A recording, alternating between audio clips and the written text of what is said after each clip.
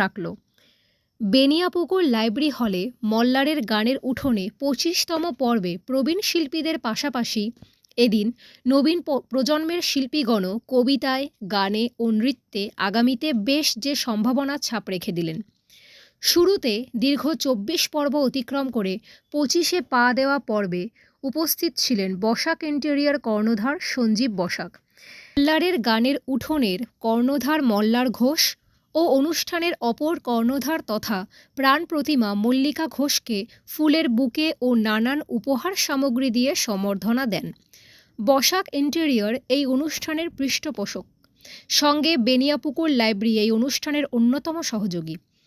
এই অনুষ্ঠানে প্রবীণ, উদীয়মান ও তরুণ শিশু শিল্পীগণের উপস্থাপনা ও পরিবেশনা উপস্থিত সকল দর্শক শ্রোতাদের